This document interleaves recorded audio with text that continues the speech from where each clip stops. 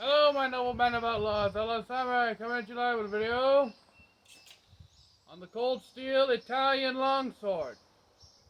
Now, I know last time I cut with this, it was I haven't done a lot of cutting videos with other swords lately. But last time I cut this was the pumpkin cutting video. And obviously the cutting video of this sword left a lot to be desired.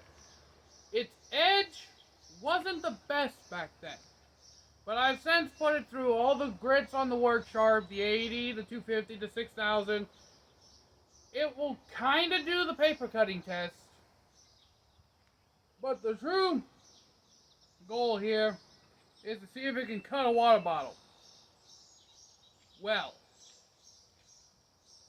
So without further ado, don'ts and probably shouldn't. 3, 2, 1.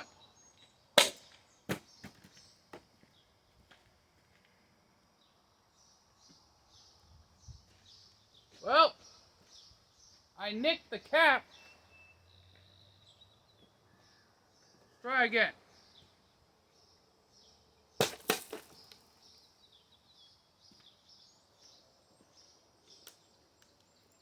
That one just exploded.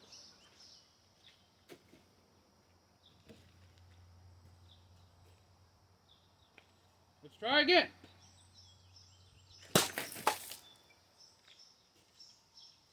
Similar results. It just exploded.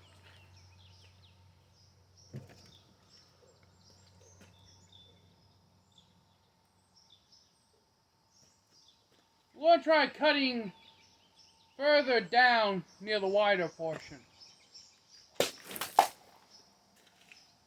Okay, yeah. I cut down here. It likes to cut. It's sharp. The edge stops becoming keen right around this area, and I started sharpening it here, so that doesn't give me a lot of good cutting area, honestly. There's actually 2 centers of percussion, right here in the blade. Here and here. But let's try the back edge, shall we?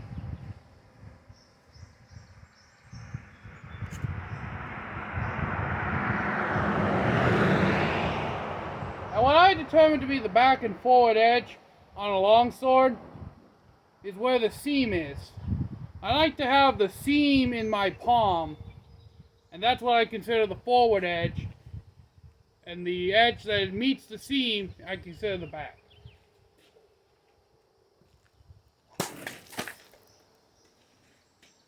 It works a hell of a lot better cutting lower on the blade. And one of my uncles on my mom's side told me that, but at the time I didn't really necessarily fully believe him because of everything I was told about, you want to cut with the top half of the blade. But now that I'm cutting with this, I can actually see it cuts a lot better.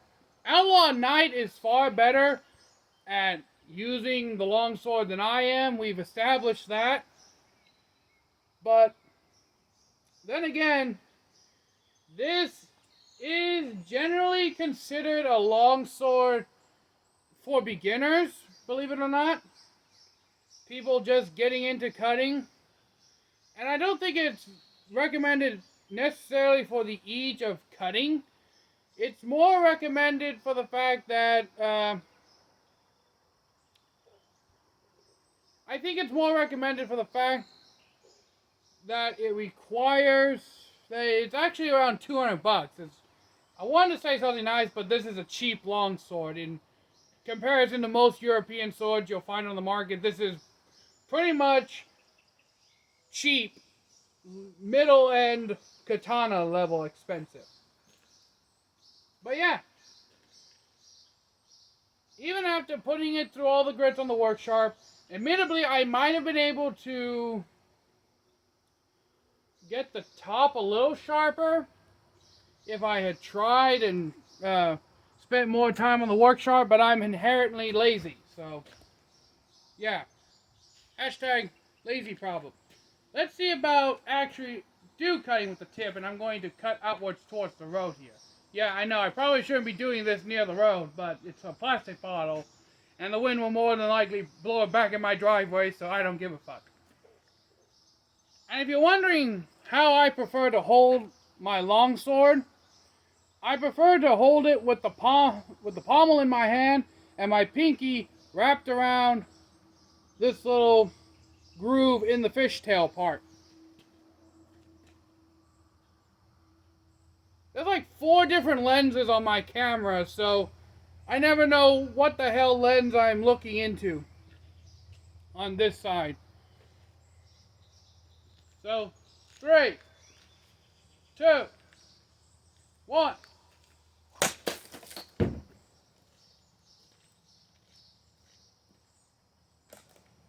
Again, I'm more along the lines just crushed it. And the stand hit my Taurus.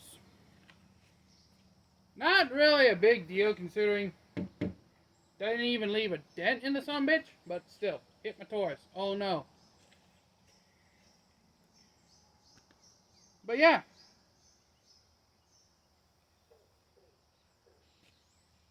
So,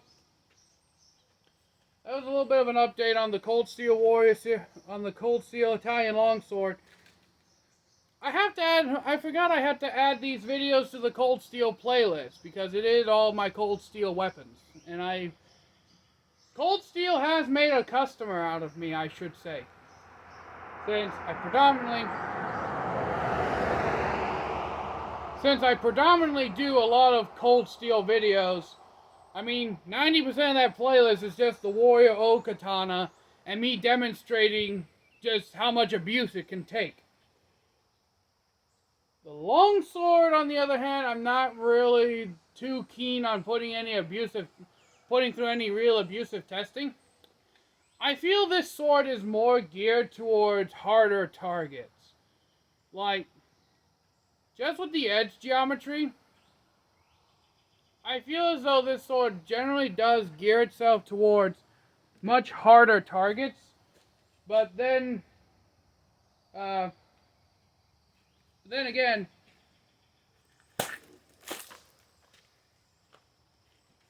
I don't practice HEMA.